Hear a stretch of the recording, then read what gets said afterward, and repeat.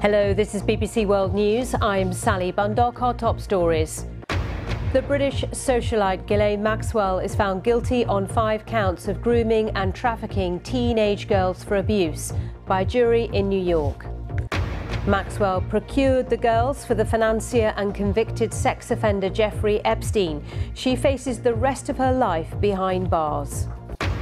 The late Archbishop Desmond Tutu is lying in state in his former Cape Town parish ahead of a state funeral on Saturday.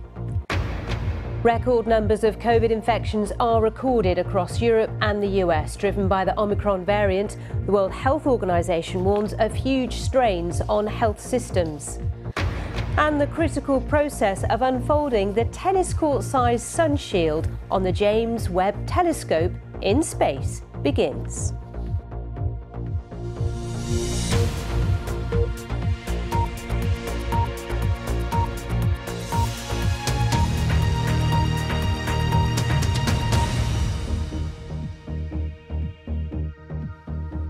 A very warm welcome to the programme.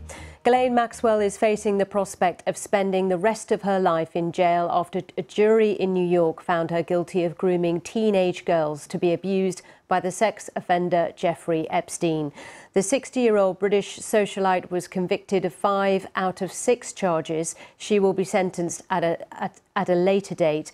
The jury gave their verdicts after 5 days of deliberations. This report from our correspondent in New York, Aleem Maqbool. Court sketches show the moment Ghislaine Maxwell's victims have waited decades for. After 5 days of deliberation, jurors decided she was guilty on 5 counts linked to the sexual abuse of teenagers. And it was 4 of her victims who helped put her behind bars. The court heard how Ghislaine Maxwell gained their trust. During their emotional testimony, they told the jury how she instructed them to give the late Jeffrey Epstein massages that turned sexual. All but one testified anonymously, using a pseudonym or just their first name.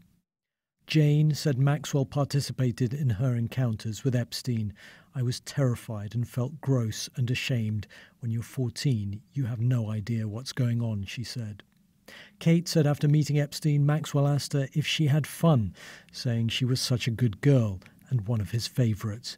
And Annie Farmer, the only victim who publicly identified herself, said Ghislaine Maxwell gave her an unsolicited massage. She said, "I so badly wanted to get off the table and have the massage be done." She's now said she's relieved at the verdict and that it shows even those with great power and privilege will be held accountable when they sexually abuse the young. Defence lawyers attacked the accusers' memories and motives, but that ultimately didn't help Ghislaine Maxwell. We firmly believe in Ghislaine's innocence. Obviously, we are very disappointed with the verdict. We have already started working on the appeal, and we are confident that she will be vindicated. Police raids of Epstein's homes showed the duo's jet-setting, luxurious lifestyle. In this photo, the pair are seen relaxing at the Queen's Balmoral residence when Prince Andrew reportedly invited the couple to the estate. The staggering wealth on display from their opulent properties only highlighted how they used their power together over the years to lure, intimidate and silence everyone around them. House rules, including this manual, told staff to be deaf, dumb and blind, forbidding them from making eye contact with Epstein. This is a victory, not just for the victims that testified. This should be seen as a victory for all victims of Miss Maxwell and Mr. Epstein, and a victory, as you've heard before, on behalf of all abuse victims, men, women, boys, girls, everywhere, that were afraid to come out and speak their truth. And now they know that if they do, that people will listen and justice can be served. Well, Ghislaine Maxwell will be sentenced at a later date, but it seems extremely likely that she'll spend the rest of her life behind bars. A final fall from grace for the British former socialite, who a jury here has decided wasn't just a bystander to the crimes of Jeffrey Epstein, but was herself a predator and an active participant in the sexual abuse of teenagers. Aleem Maqbool, BBC News in New York. And our correspondent Nomia Iqbal has also been following the trial for us in New York and explained how Maxwell reacted in court as the verdict was read out. Inside court, she was a very striking figure. She sat with her lawyers and she was very animated throughout the proceedings, constantly taking notes as witnesses were giving evidence, which those notes were then passed to her attorneys, which we believe were then passed to her siblings. 4 of her siblings have been here throughout, here in support of her. When that verdict came through, Ghislaine Maxwell didn't show any reaction whatsoever. She sipped a glass of water a few times and then she walked out of court with her attorneys. Her family left the court behind me through an exit. They didn't make any comment at all. Her defence only spoke to say that they would appeal against the verdict. They have always maintained, as has she, that she is a scapegoat for Jeffrey Epstein's crimes. In fact, the only time we heard from her in court was to say to the judge that she was not going to take to the stand to give evidence because she did not believe that the state or the government had proven the charges against her beyond a reasonable doubt. But as we heard there in Aleem's report, the jury completely rejected that narrative. They did find her not guilty on the second count, but on all the other counts they did find her guilty. They found her just as responsible and culpable of the crimes that she was accused with. And so now we see what happens next. We don't know exactly what date is set for her sentencing, but it's not the end of the road for her just yet.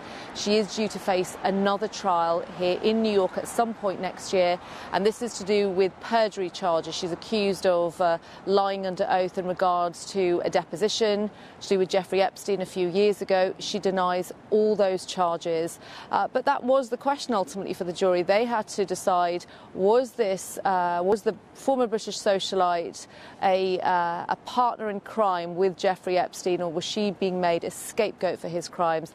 And the jury decided unanimously that she was just as culpable in those crimes that she was accused of. Nomia Iqbal there, and we'll have more on the Maxwell verdict later in the programme. But now let's go live to South Africa and bring you these pictures of what's happening at the moment in the cathedral in Cape Town, where the body of anti-apartheid hero and former Archbishop Desmond Tutu is currently lying in state at St George's Cathedral there in the city. Mourners will, as you can see, they're now paying their respects. They will do so for the next few days until the state funeral on Saturday. Also, there's memorials planned in Johannesburg and Pretoria.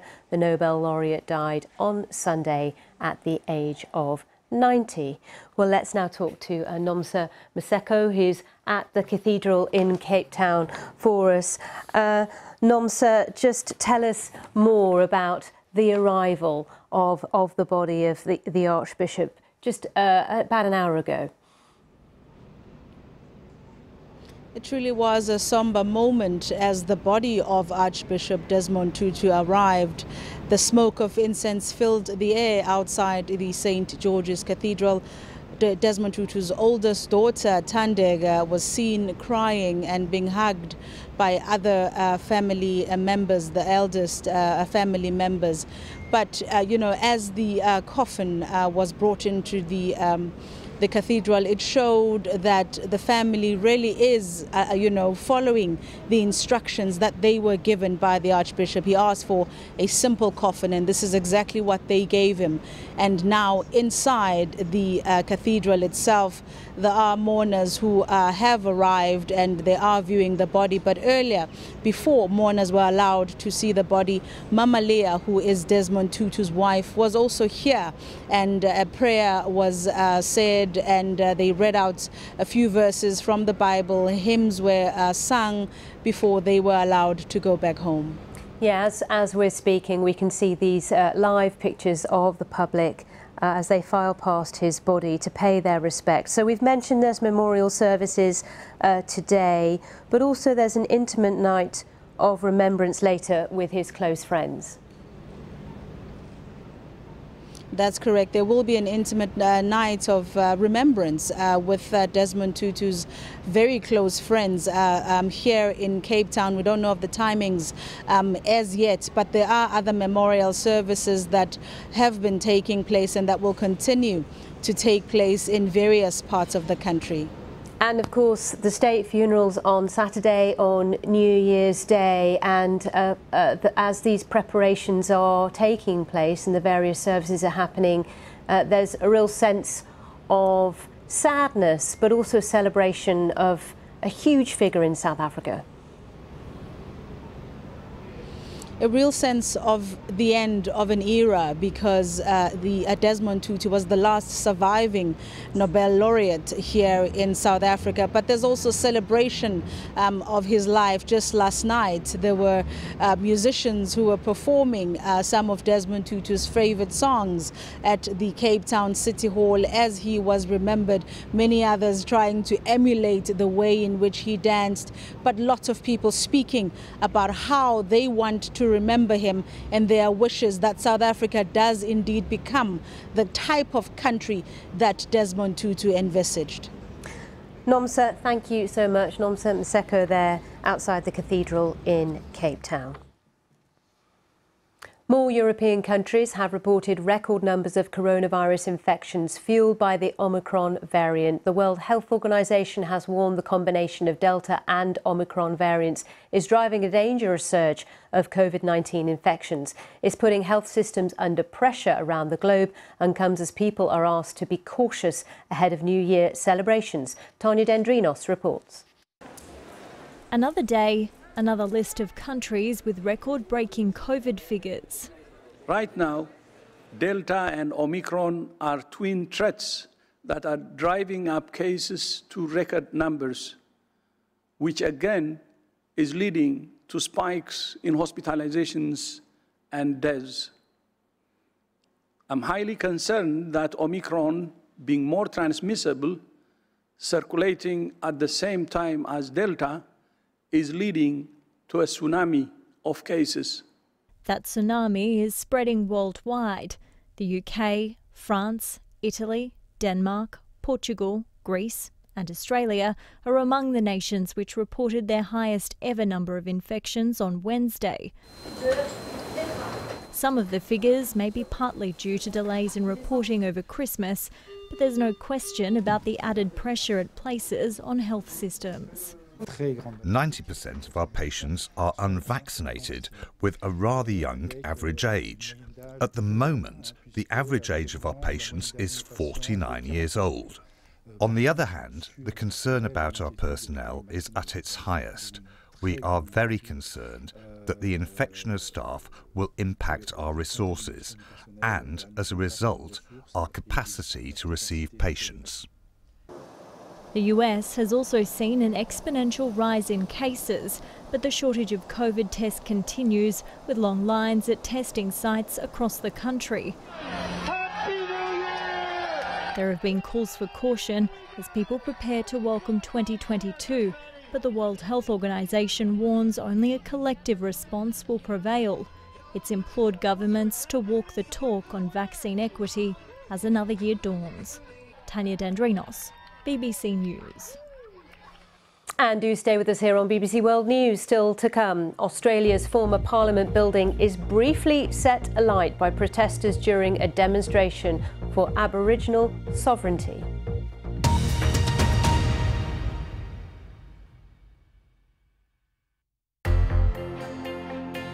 The most ambitious financial and political change ever attempted has got underway with the introduction of the euro. Tomorrow in Holland we're going to use money we picked up in Belgium today, and then we'll be in France and again it'll be the same money. It's just got to be the way to go.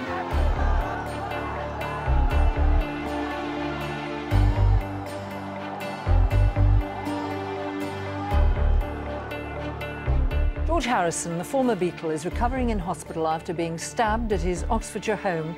A 33-year-old man from Liverpool is being interviewed by police on suspicion of attempted murder. I think it was good. Just good? No, fantastic. That's better.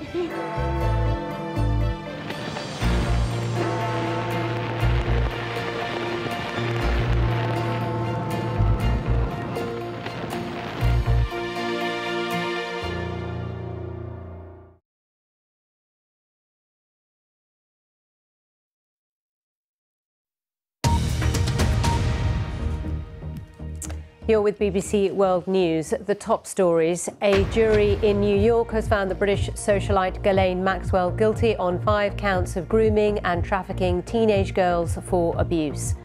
Maxwell faces the rest of her life behind bars for procuring girls for the financier and convicted sex offender Jeffrey Epstein. Now to Australia, where the former Parliament building was briefly set alight by protesters during a demonstration for the sovereignty of Indigenous peoples. The building, which is now home to the Museum of Australian Democracy, has been the site of ongoing protests for the past fortnight. Well, to get more on this, we're joined by our Australia correspondent Shaima Khalil. Shaima, just tell us what happened today. Quite dramatic pictures, actually. The whole of the entrance of Old Parliament House engulfed in flames as people were looking on. At some point, in a video, people can be seen clapping, some shouting. But we know that this was brief. We know that the fire was put out quite quickly, that the workers in that building, which is home to the Museum of Australian Democracy, have been evacuated once the fire started, and that police tried to move demonstrators away from that site. But some of them were still confronting the police after the fire was put out. It's actually quite rare to see this kind of protest violence in Australia. During the pandemic, we've seen a lot more of it. There is no indication that this particular incident was COVID related. We know from police that there have been a couple of weeks of protests, and that activity in that area has increased recently. And this is to the lead up to the 50th anniversary of what is known as the Aboriginal Tent Embassy. It is a symbolic site that was established just outside Old Parliament House. And it became a permanent fixture, really, not always occupied, but always there on the front lawns of Old Parliament House. And, you know, people have been demonstrating there. It is a site of protest, but it also launched this national debate and discussion on land rights for Aboriginal people. We have, of course, been getting reaction about what happened today. Political leaders and government ministers saying that this is not a peaceful protest, this is criminal activity, and this undermines peaceful protest and democracy, especially that the same building had to shut last week because a group of people started a ceremonial fire. Police say they don't know how this fire started today, but we know that an investigation is underway. OK, Shaima, thank you for the detail on that. Now, the next few days will be critical in determining whether the new James Webb Telescope is able to undertake its thrilling mission to image the first stars to shine in the universe. The Space Observatory was successfully launched to orbit on Saturday, but now has to unpack its big sun shield. Rebecca Morell reports. And liftoff. The moment of launch for an astronomy mission like no other, as the James Webb Space Telescope blasted off. Then the rocket casing opened up and the telescope was released into the darkness of space with a million-mile journey ahead. But as it travels, it has a fiendishly difficult task to do, unfolding. It's so big, we didn't have any rocket that's big enough to launch it, fully deployed. So we had to build this telescope to be folded up to fit inside the rocket. This is really, really difficult engineering. But, NASA has never shied away from doing hard things. And so I have full confidence that it's going to work. Unfurling the sun shield is the most difficult part of this process. It's enormous, the size of a tennis court. First, its 2 halves are lowered into position. Then the booms are deployed. The operation involves 400 pulleys, 400 metres of cabling and more than 100 release mechanisms that have to fire at exactly the right time. Finally, the material is pulled taut and the 5 layers of the sun shield, each as thin as a human hair, separate. The whole process has been rehearsed again and again on Earth, but doing this in space will be nail-biting. It's made of floppy material and it has to be held onto by a series of pins which release one by one, pull it out, make it tight, release another bit, pull it out again until slowly, over days, you pull out this tennis court-sized object. So for many people working on the project, that's where the real nerves are. The sun shield protects the telescope from the heat and light of the sun. The difference between the hot and cold sides is huge, 300 degrees Celsius. The telescope needs to operate in the coldest and darkest conditions to see the most distant stars. For the first time, we'll be able to see all the way back to the time when these very first galaxies formed. And that will allow us to actually get images of them, verify that they are the very first galaxies. And then we can study how galaxies have evolved over the history of the universe.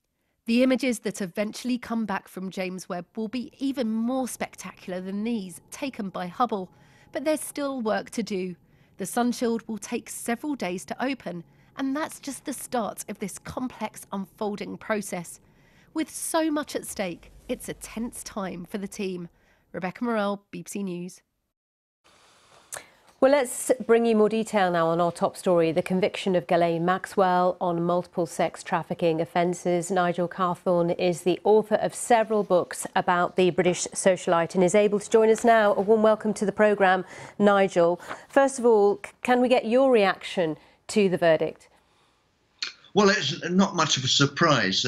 Early on, the judge told the jury that if they thought that Ghislaine Maxwell willfully ignored what Jeffrey Epstein was up to, then she was culpable. And we do know that one thing was certain from the beginning was that Jeffrey Epstein did have sexual relationships with underage girls, because he admitted as much in a court in 2008 in reference to offences that took place in 2005 when we've had evidence in the case that Epstein and Maxwell were very close indeed. It's very difficult to see how she wouldn't have known what was going on.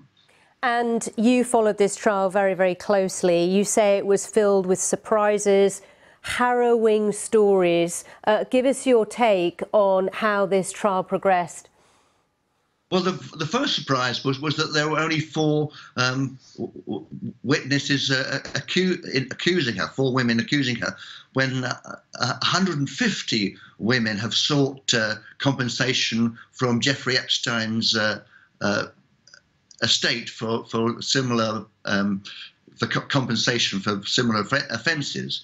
So it was surprised that there were so few, and also that for the defence, it was very poor defence. They had a couple of employees who'd worked alongside Maxwell, who said that she was a very fine woman, an admirable woman, and they didn't know anything about this sexual abuse. But then they hadn't been to the house in Miami or any of the other places where the offences were supposed to have taken place, which seemed rather lame.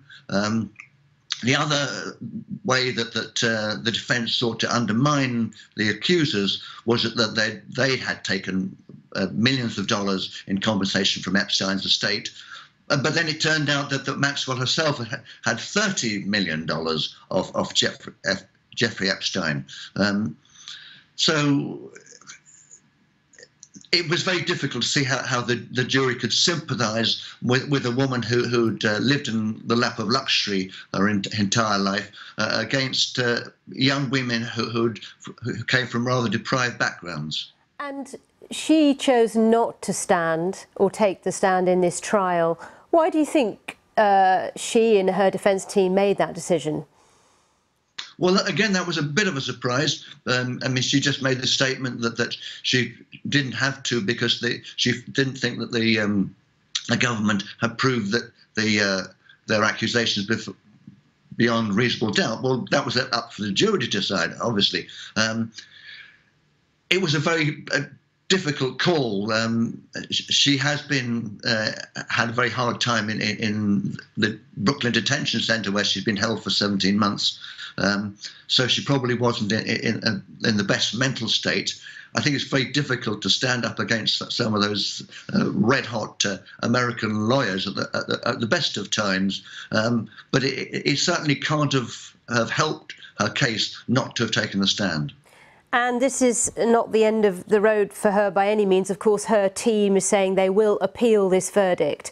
But also she has other appearances in court as well, doesn't she, in the near future? There are 2 further perjury charges outstanding against her. They result from depositions that she made in a case with Virginia Roberts Gouffre, the lady who is suing Prince Andrew in these matters. OK, well, thank you for talking to us about this story. Nigel Cawthorne, thank you, author of several books on the British socialite Ghislaine Maxwell. And of course, there is, as we've mentioned, a lot more detail on our website on that. So do stay with us here on BBC World News. We're going to take a very short break now, but I'll be back with all the top stories in just a few minutes' time. Just to mention, if you wish to, you can follow all of us on Twitter. I'm at Sally Bundock at BBC. See you in just a moment.